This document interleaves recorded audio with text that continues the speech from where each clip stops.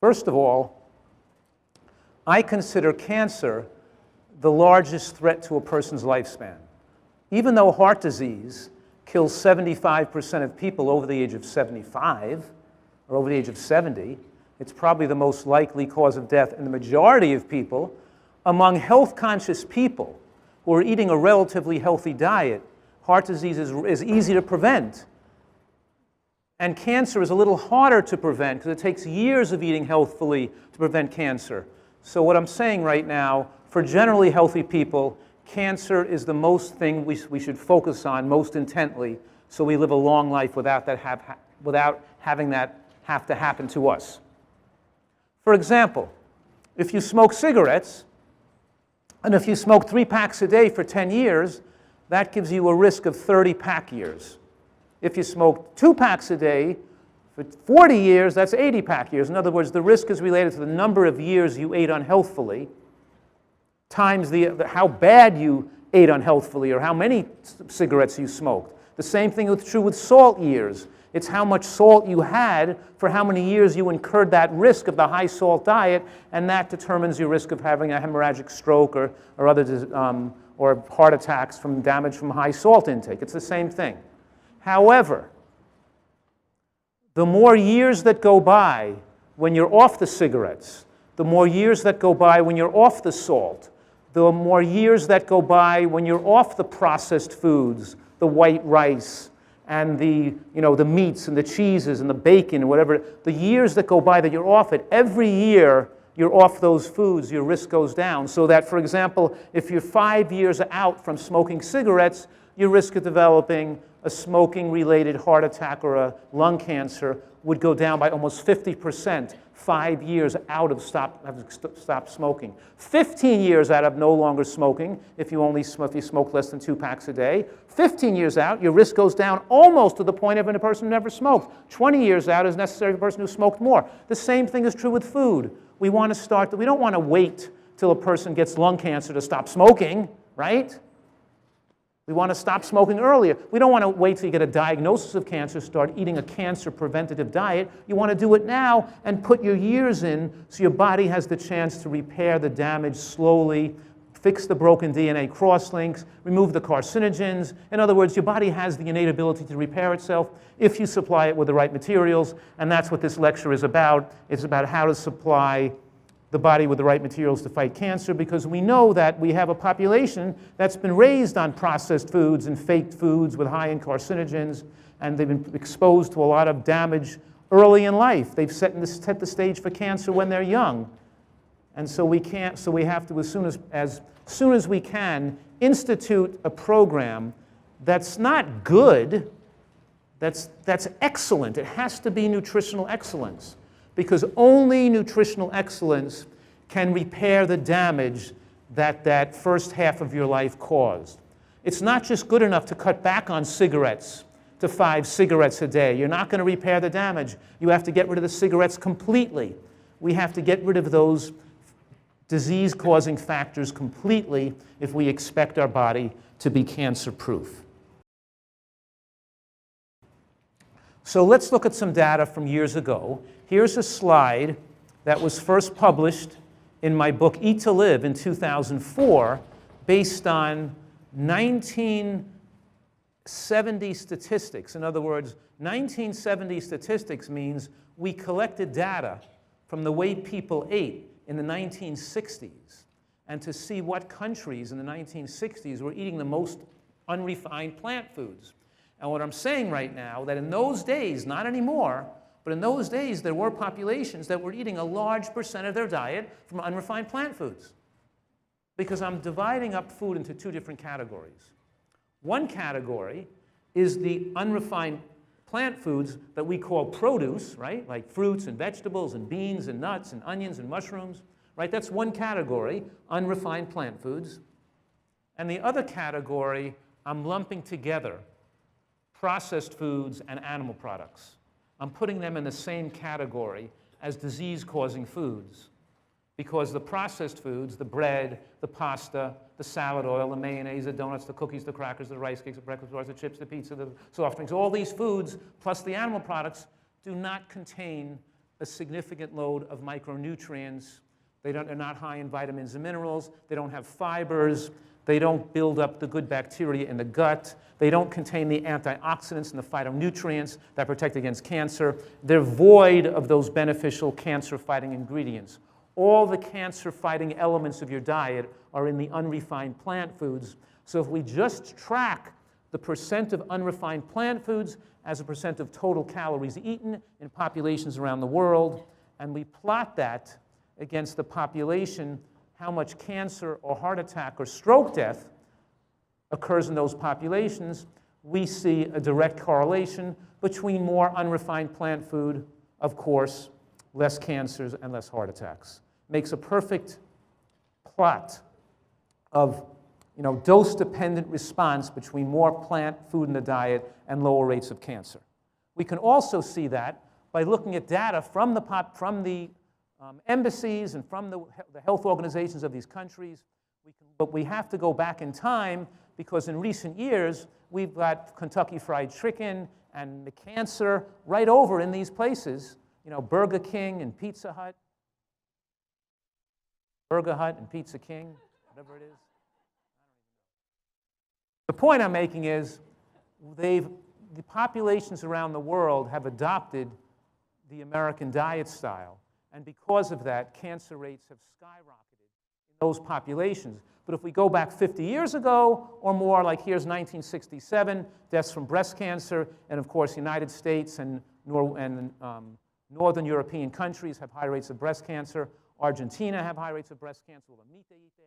But if we look at areas that had lower consumption of animal products and processed foods, like rural China, Dominican Republic, Mozambique, Fiji Islands, we look at some of those areas, we find cancer rates are 1/50th to 100th the rate we see in some populations compared to what we saw in this country. Moving up to 1987, when we already started exporting processed foods to these populations, they still had 1/10 to 1/20th the amount of breast cancer that we see in America.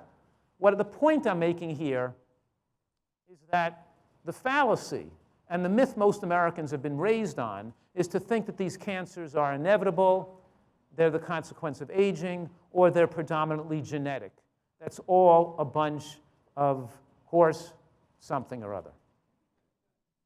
Because it's not true, because these populations with low rates of cancer, like in Thailand, those people move to America, they develop the same rate of cancer when they start eating the type of diets we're eating here.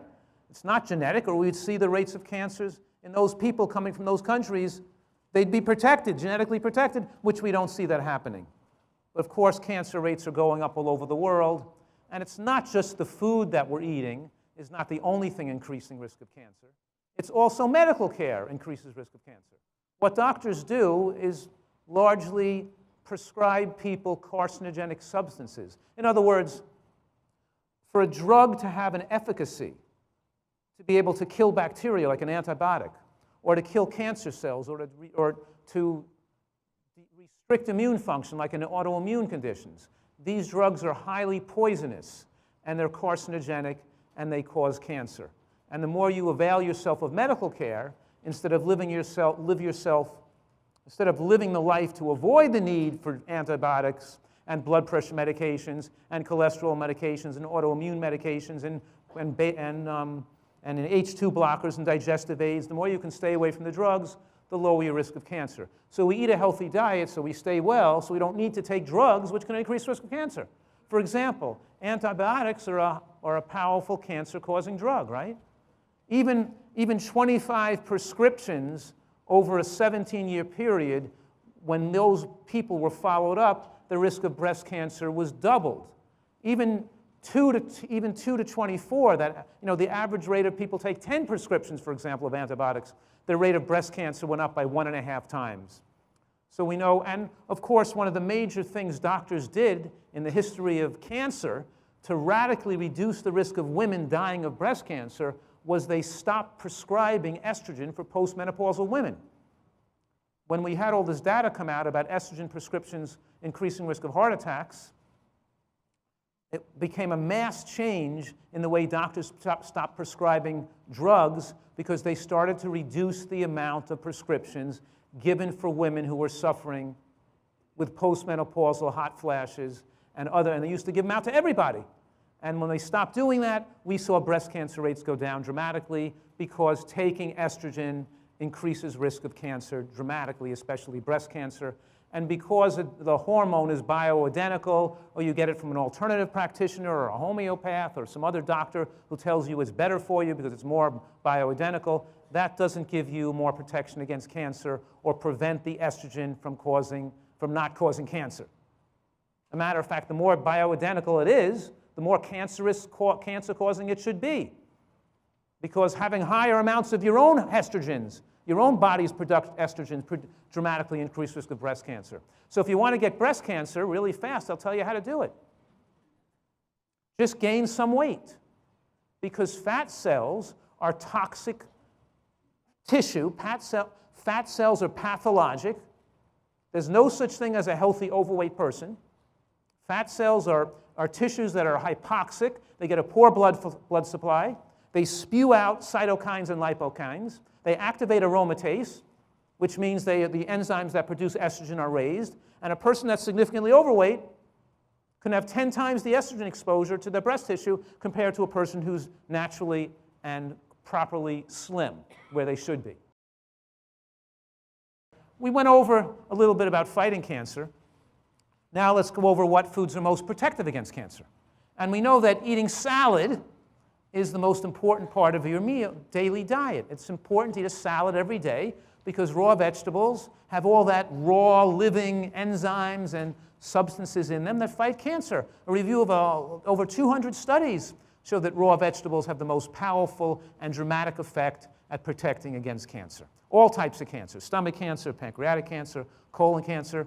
The WHEAL study, the Women's Healthy Eating and Living Study, WHEL, they took women who had cancer and they followed them over a period of years, and they found that those people who ate the most green vegetables had the lowest chance of recurrence of breast cancer. And those in the highest consumption of cruciferous vegetable intake, of course, had the lowest amount of deaths from cancer, too. So deaths went down, developing cancer went down, and of course, they found that eating fruits and vegetables were more protective than vegetables alone.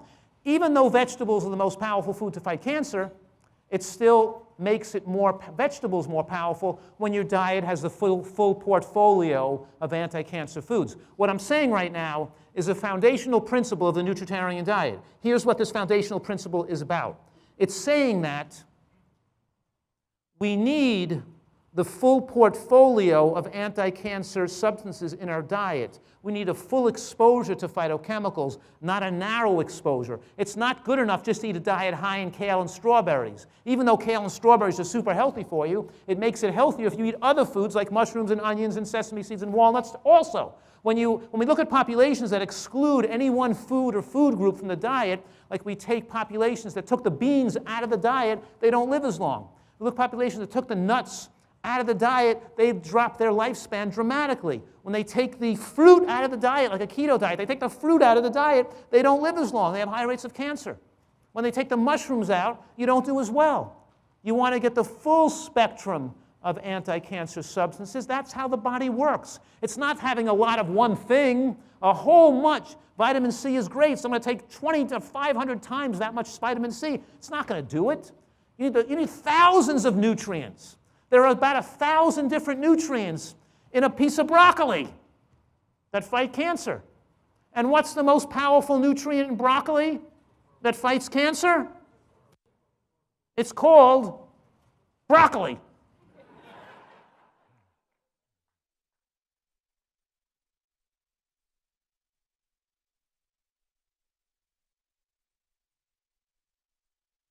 So vegetables protect the DNA. I always say, we've landed the man on the moon already. What do I mean by that? We've landed the man on the moon. What I mean by that is we already know how to win the war on cancer. We already could wipe out 90% of cancers across America. We know the answer. The answer is vegetables. People don't like that answer. They want a different answer. They want a magic pill they can take so they can still smoke cigarettes and still not get lung cancer, or eat pizza and bagels and not get breast cancer. But life is not a fairy tale. It's real. You get what you pay for. In other words, in the field of health problems, you earn those health problems from what you put in your body from the time you were born, maybe before you were born. Because your body's health is affected by what your parents ate because your eggs were living in your mother's body before she birthed you. Did you follow that? So you eat for your, if you haven't, how many people here, how many people are a young woman who's hoping to have children and hasn't had children yet? Raise your hand. Okay, like 2 people. Well, speaking to you 2 people right now, what I'm saying to you is your diet that you eat before you have that child affects the health of your unborn child, even if you don't have a child 15 years from now. Because the eggs that form your babies are living in you your whole life since you were born. Even before you were born, they were formed when your nails and hair were being formed in your mother's womb. Your eggs were being formed, they're going to form your future babies. So your mother was forming her grandchildren's eggs as she was making you in her womb, and what you eat affects your children's health. What I'm saying is that we have tremendous power to use modern nutritional science to fight diseases, autism, right? Mental disorders, cancers. We're going down the wrong path. And we're looking to drugs as the solution. And my point is that life isn't a fairy tale, it's real. In reality, the biological law of cause and effect, you have a cause and you have an effect, is in operation.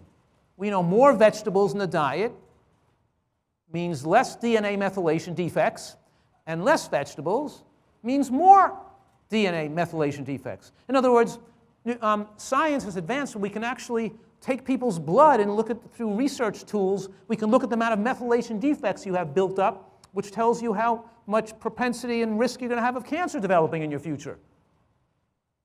We know, for example, studies done on the Hawaiian Islanders showed that they have higher rates of lung cancer even though they don't smoke as much as the Fiji Islanders, because the Fiji Islanders eat more green vegetables than the Hawaiian Islanders do.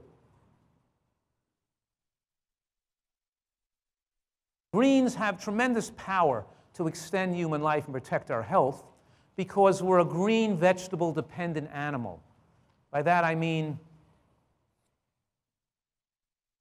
1:53. I know, but I've been talking for more than 2 minutes. That's weird. That's going down. So in 2 minutes, I guess my lecture, in 1 minute 30 seconds, my lecture will be over. They started me late here. I only got 1 minute left. Oh, it's 22 seconds. Then 1 hour, 1 minute, and 20 seconds. Got it. Plenty of time. I could tell even more jokes now. Okay, the point here is that we're a green vegetable dependent animal. What's the food that's most effective against heart disease? Which food is most protective? Greens. What food's most protective against dementia? The food. Greens. And what food's most protective against cancer? Greens. If that's right, if you don't like greens, then you better live close to a hospital. As if that's going to help you. But greens, of course, as like all the primates, we're a primate. Greens have to become a large portion of our diet if we expect to be normal. Greens reduce free radicals. They're the primary activator of the NRF2 transcription proteins. The NRF2 transcription proteins activate the ARE, the antioxidant response element. The antioxidant response element is that portion of your DNA that's responsible for keeping your cell clean, repairing defects, removing carcinogens, and preventing cancer. You have part of your cell's DNA whose role is to protect you, but you don't get it activated unless you eat enough colorful plants, particularly green vegetables. And greens, of course, have bone-building substances. They make your muscles stronger and have better endurance, and they protect your bones at the same time. And of course, they keep you lean because they have anti-angiogenic effects. That means they're anti-fat storage. Green vegetables are not just low in calories, they also protect you against storing fat on the body. We know these foods are protective, but at the same time, we're also eating foods that are carcinogenic, that increases risk of cancer, like meats, because when you cook meats and you roast them, or you bake them, or you fry them, or you grill them, or you barbecue them, or you brown them, they form nitrosamino compounds and polyaromatic hydrocarbons and heterocyclic amines. In other words, you're forming, well, the nitrosamino compounds are put into processed meats, but the polyaromatic hydrocarbons and heterocyclic amines are formed when meat is cooked. And then you have the arsenic in brown rice. That's where we've poisoned our brown rice across America, and the outer hull of rice sucks up the arsenic more magnetically than other foods do. So now we have to pretty much avoid brown rice as well. So rice may increase risk of cancer because white rice is highly glycemic, linked to higher rates of cancer over time because of high glycemic exposure, more sugar, more insulin rising in the bloodstream from the more white rice in the diet. And also brown rice, because of the contamination with arsenic, also may increase the risk of cancer too. So it's no longer acceptable to be on a macrobiotic diet or a high-carb diet, eating like a lot of rice and foods like that. So the strongest links to cancer are processed foods, luncheon meats, barbecued meats, of course the red meats. Dairy products are linked with ovarian and prostate cancer.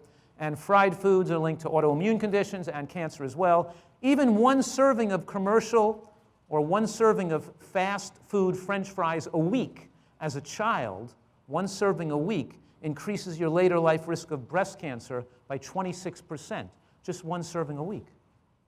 And white foods, white rice, white bread, white rice, these white foods, I always say, the whiter the bread, the sooner you're dead, right? Don't trust things that are too white. It's going to kill you. Cocaine, cigarettes, right? White flour. White flour means death. And seeds have powerful effects. And nuts have powerful anti-cancer effects. Particularly flax seeds and chia seeds have the most lignins because the lignins in these flax and chia shown dramatic effect to fight cancer. For example, here's a study where women who had cancer were followed for 10 years, and those who had 1/3 of a milligram of lignin per day reduced their risk of dying from breast cancer by 71%. And that was just 1/3 of a milligram a day of lignin, whereas a tablespoon of flax seeds gives you 21 milligrams of lignin a day, or a teaspoon of flax gives you 7 milligrams of lignin a day, and these people only had 1/3 of a milligram. And they already had cancer. The effects are magnified if you start to eat properly and take in the right substances before you get cancer. You don't wait till you get cancer, but the fact that it shows benefit even when the people have cancer shows how powerful these foods are. What I'm saying right now is food really is medicine. Not really, because medicine is not that good anyway. Food is not medicine. Food is much better than medicine. Food is 100 times more powerful than medical care or medicine to protect you and give you a happy life. They're not in the same ballpark. You follow me? Food is magnificently protective against disease and is designed, we're grateful. We're at one with the universe and grateful for what nature provides us with, because nature has provided us with the perfect substances so we don't have to get sick. You follow me? When you eat your lunch or your dinner, you're thinking, wow, this tastes really good, but it's also really good for me, because in the food is the stuff my body needs to keep myself healthy, to keep ourselves healthy and aging slower. Healthy foods taste best because our taste buds adapt to them, because we develop the healthiest amount of taste ability. We get a healthier ability to taste things when we eat healthy foods. And learning how to make healthy recipes taste good and training your taste buds to enjoy healthy food and being grateful for the magic that's in the food that's going to protect us.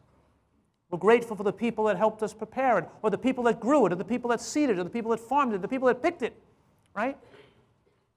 And we're grateful for the earth and being alive and the opportunity to have such great food in this country and in the world. And we're protecting our planet, our world, our environment, and so we can continue to reap the bounty, the beautiful bounty of the earth to protect our lives. And only if we take care of the earth and the planet can we have the great food that's going to protect us, right?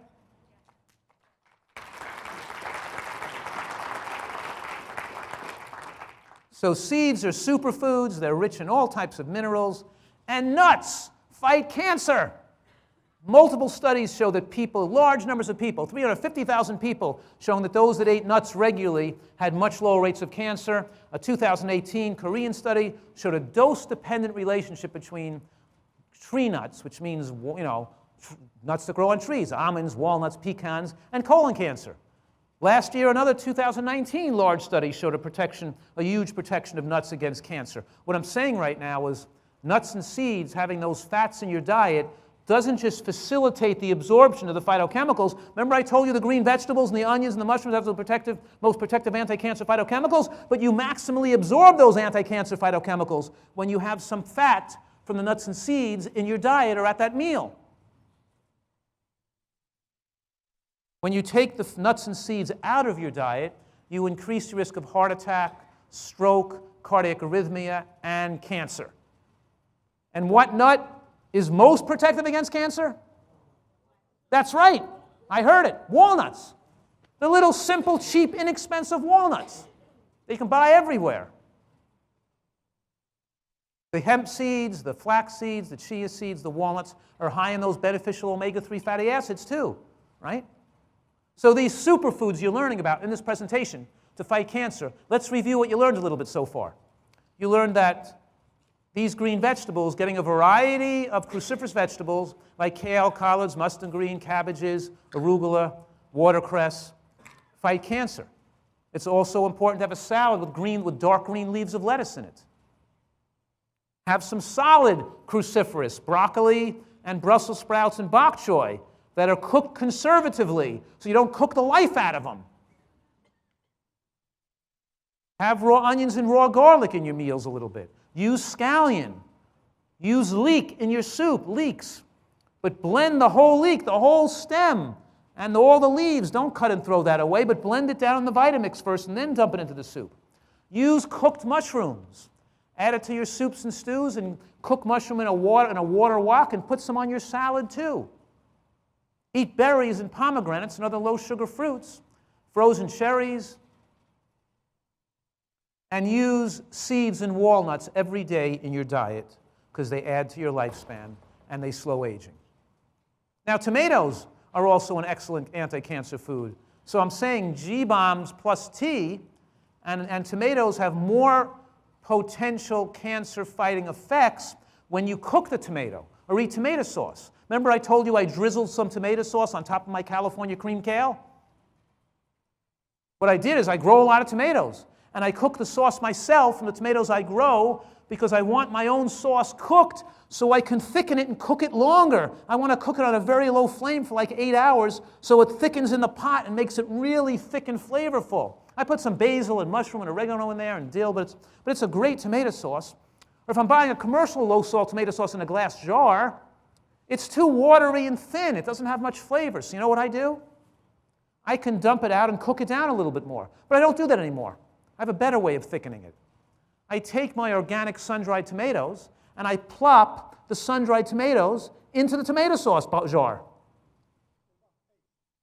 Well, tomato paste you can use, but this works better. It really tastes better. So making a sandwich, maybe, I'm making a wrap or something and putting portobello mushrooms and some sprouts and some onion and tomato in there. I'll put some soaked sun-dried tomatoes right in that wrap or something for flavor. But I'll put the chopped sun-dried tomatoes, or I'll put the softened sun-dried tomatoes in with the sauce right in the blender and whip that up, maybe with some almonds and sunflower seeds and a little bit of balsamic or black fig vinegar, and then maybe a little bit of roasted garlic, and I'll make an incredible dressing from that. What I'm saying to you is utilize tomato sauce in your recipes and in your cooking because it has beneficial anti-cancer effects. A 50% reduction in prostate cancer for men eating tomato products every day. And of course, we have things like turmeric, other things that have anti-cancer effects on the dietary landscape, like green tea extract, the curcumoid or curcumin compounds from turmeric and has anti-proliferative effects. We use some mustard and a little bit of pepper to bring that out, to put in a food. We use in some of the recipes, make a Thai sauce by putting in like the lemongrass, a little turmeric or cumin in there, and we make all those sauces that actually have anti-cancer effects. What I'm saying right now is that when I walk that Savoy cabbage and the bok choy with the mushrooms and the snow pea pods and the water chestnuts, and I throw in that Thai sauce on top, the ingredients in the Thai sauce, the turmeric and the cumin and the lemongrass and the hemp seeds and a little bit of that sauce ingredient has more anti-cancer effects and enhances the anti-cancer benefits of the whole meal. Even the sauce has anti-cancer benefits. You following me? So a Nutritarian food pyramid has vegetables at the base, of course, right? Not grains at the base, not potatoes at the base, not rice at the base, vegetables at the base. Because more greens and more beans, because beans are your most favorable anti-cancer carbohydrate, more beans, more greens, more nuts and seeds means a lower glycemic load of the diet, less of an insulin response, improvement in diabetic and cardiovascular parameters to lower cholesterol and keep glucose absorption lower. And you get more phytochemical absorption and more anti-cancer effects.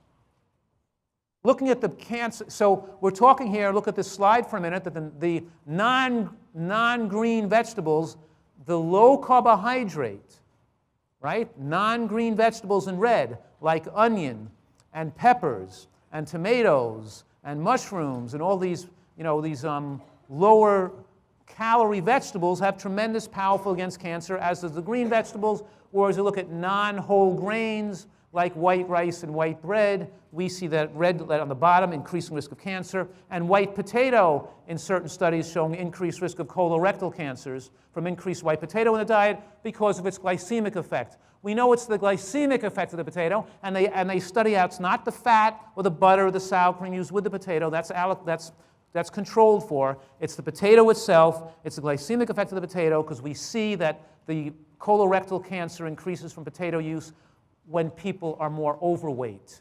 The more overweight they become, the more increased risk they get from a high potato diet, because the high potato, the glycemic effect, the damage from the high insulin and high sugar occurs more in people that are overweight. For thin people, you're not going to see those detrimental effects. Are you following that? We know it's the glycemic effect because it modulates based on how much body weight the person has. Longer overnight fasting lowers rates of cancer. In other words, stack your calories earlier in the day. Don't eat a heavy meal late at night. Don't go to sleep on a full stomach. Go to sleep on an empty stomach. Finish eating 3 to 5 hours before you go to bed at night. Don't eat late. At our retreat, we serve dinner at 5 o'clock. Everybody's finished eating by 6, and all food is put away.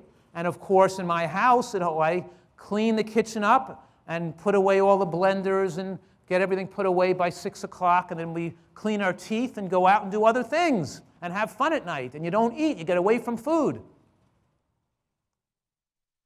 In the Women's Healthy Eating and Living study, it showed that women who had breast cancer followed for 10 years had a 36% decrease in breast cancer reoccurrence for those who had a 13-hour non-eating window every night or greater. We go for a 14-hour window, but I'm making this clear here. What I'm saying is, it's not better to eat late at night and then skip breakfast and eat lunch as your first meal to extend your catabolic window. That's not the way you live longer. The best way to live longer is by eating an earlier dinner and start counting those hours before you go to bed, because it's sleeping on an empty stomach that's the most beneficial for your longevity and the anti-cancer effects. So you're following this? It's not going to bed with food stuffed in your stomach is the secret here. Finish digesting before you get to bed at night. If you have to come home from work late at night at 8 o'clock and you can't eat an earlier dinner, then eat something light. Don't eat a heavy dinner. Just have a glass of juice or have a piece of fruit or have or a little salad. Don't go to bed on a heavy, full stomach of what's rich in foods. Make lunch your bigger meal.